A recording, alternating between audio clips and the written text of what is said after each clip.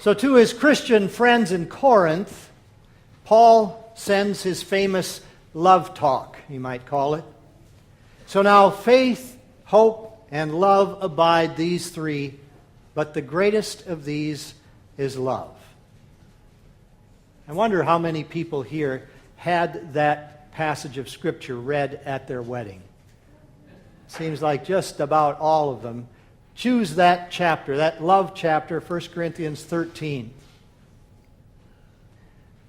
I heard a story about a young man who went off to college. At every break from college, he would bring home a different girlfriend. His father was amused at that, but every time his mother would say something, "Son, she's beautiful, but isn't she maybe a little too somber?" Or with the next, Mom would eventually wonder, "I don't know, she's so particular."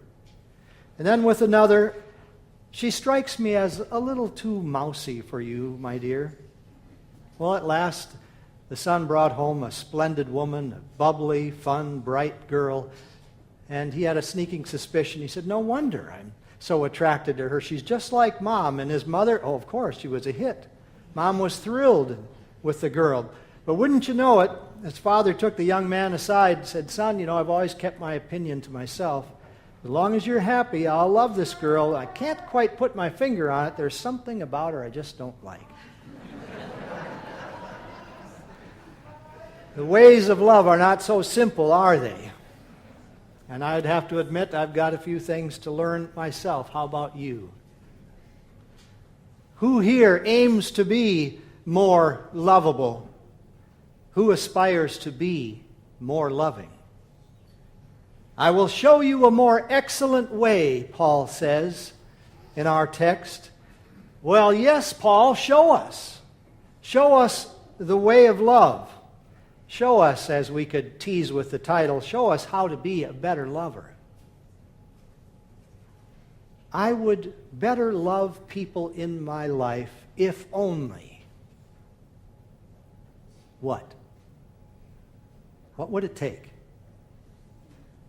I wonder if this isn't Paul's list for himself, his if only list. Let me just read a couple of those verses that we heard just a little while ago with that in mind.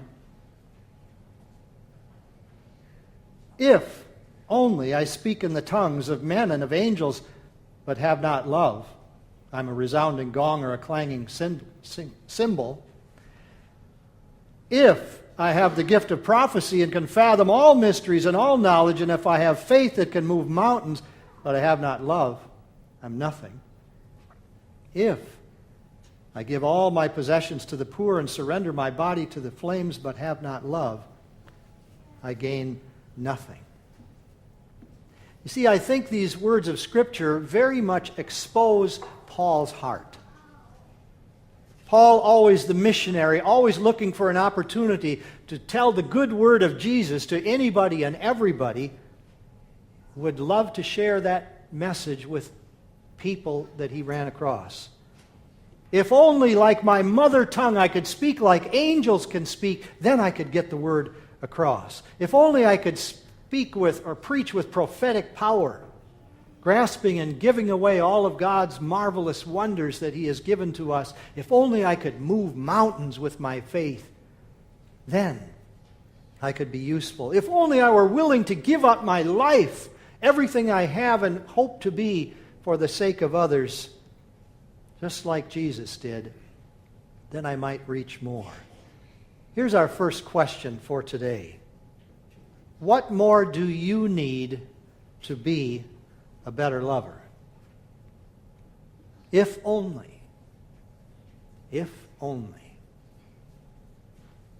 But if I have not love, I'm just making a noise. He said, I'm just a bell ringing in an irritating way. Without love, he says, I am nothing. Without love, Paul says, I gain nothing. So what about you? Are you without love or with love? Here's the good news. You have been loved. Unconditionally, undeservedly, you are loved by God. God has poured out His heart to you. You're brimming over with the love that God has given. Imagine that Paul's list of if-onlys has come true in you. Imagine that God sets your tongue free to speak whatever language it takes, to speak a language of love like God's angels can speak. Imagine that God gives you the power of the prophets, the wisdom of scholars, and the faith of mountain movers. Imagine that God gives all things to you and you're willing to give all things to others. You're willing to pour out your very life for the cause of God's love. If you did that, if you had all these things, all these abilities, then would God love you just a little bit more? Or just as you are today, does God hold back nothing?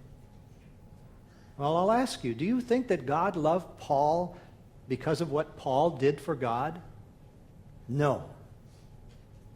God loved Paul from the start, even when Paul was his enemy. Even when Paul hated Jesus, even when Paul wanted to find every follower of Jesus and have them thrown into jail, God's love shone down upon Paul. Why? Why did he love him? Why does he love you? Because of you? No. Because of himself. Because that is the nature of God. That is who He is. That is what He wants so desperately, is to let you know and to let me know, let us all know, He cares, He loves each one of us. Perfectly, finally, and forever. You know, sometimes my prayer has been misdirected. God, if only you would change me, then I would love more. If only you would make me more like Jesus, then I would love more like Jesus. Really? I should pray, God, you have loved me. You've baptized me. You've claimed me as your own child. Help me to believe your love. Help me to see your love in my life every day. Help me to live in that and to love appropriately to others. So here's the first answer to our question. What do you need to be a better lover? Nothing. You have Jesus. Look again at Paul's words. Does Paul really describe anybody you know? Who is it who speaks to your heart, who has the language that can open up every heart? Who speaks a word sweeter than angels can? Who speaks with such love? Do you know anybody like that? Did you hear about the fellow who played the part of Jesus in the church Passion play? Shouldering that heavy cross, he stumbled up the church's long driveway. He felt so honored. When his friends from the church played their parts, some moaned and some jeered him, jeering this Jesus. The actor was so moved he was near tears. And then he heard the voice of one of his neighbors, one with whom he had some issues. The neighbor joined in the jeering, tossing out a few extra lines. You think you're so big, Jesus? Too busy to mow your lawn? And the jibes went on, finally getting a little personal, a little nasty. Your house looks ugly, almost as ugly as your daughter. Well, Jesus had had enough. Throwing down the cross, he stomped over to that neighbor, speaking hot words I couldn't even tell you about. The Passion play ground to a halt. Everybody tried to smooth things out. Afterwards, the director told Jesus, tomorrow night we'll have to let your stand-in play the Lord. And the poor man was so embarrassed, heartsick, he begged, please, please, I can do this. Sure enough, the next night, his neighbor came back for round 2, angry, so mean. You could see Jesus, red-faced, struggling under that cross, but the neighbor kept on dishing it out. And don't get me started on your mama. His teeth clenched. The actor turned his head and fixed his stare on his tormentor. I'll deal with you after the resurrection.